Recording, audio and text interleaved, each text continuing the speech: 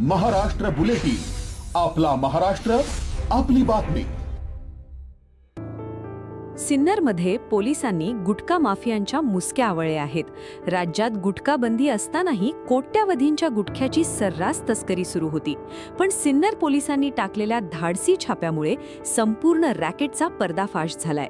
तब्बल 1,87,00,000 रुपयांचा अवैध गुटखा पोलिसांनी जप्त केलाय।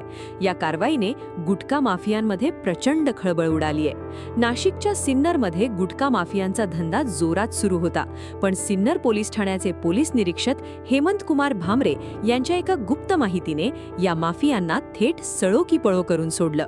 बारागाव पिंपरी रोडवरून 2 मोठे कंटेनर आणि ट्रक भरून विषारी गुटख्याची खेप जाणार असल्याची खात्रीशीर माहिती पोलिसांना मिळाली होती। माहिती मिळताच पोलिसांनी सापळा रचला, नाकाबंदी केली आणि रात्रीच्या अंधारात ऑपरेशन सिन्नर यशस्वी केलं। सांगळे फार्म हाऊस परिसरात पोलिसांनी संशयित टाटा कंटेनर आणि अशोक लेलंड ट्रकला घेरलं। पोलिसांना पाहताच एका ट्रकच्या चालकाने पळ काढला, पण वाशिमचा रब्बी अहमद शेख पोलिसांच्या तावडीत सापडला।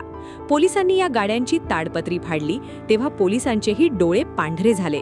आतमध्ये लाखो रुपयांचा प्रतिबंधित सुगंधित पान मसाला आणि विषारी जर्दा लपवून ठेवण्यात आला होता।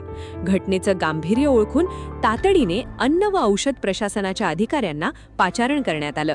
अन्न सुरक्षा अधिकारी संदीप तोरणे, अक्षय गाडेकर आणि चेतन परदेशी यांनी पंचांसमक्ष गाड्यांची झडती घेतली आणि समोर आला तब्बल 1,87,466,000 रुपयांचा मुद्देमाल। पोलिसांनी गुटख्यासह 2 ट्रक जप्त केले असून फरार आरोपीचा शोध घेण्यासाठी पोलिसांची पथकं रवाना झाली आहेत। हा गुटखा कुठे जात होता, यामागे नाशिकमधील कोणता मोठा गुटखा किंग सामील आहे आणि राज्यात बंदी असतानाही इतक्या मोठ्या प्रमाणात गुटखा येतोच कसा, असे अनेक प्रश्न उपस्थित होत आहेत।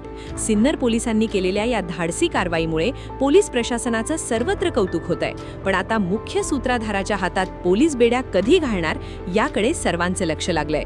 महाराष्ट्र बुलेटिनसाठी रमेश साबळे, नाशिक। महाराष्ट्र बुलेटिन, आपला महाराष्ट्र, आपली बातमी।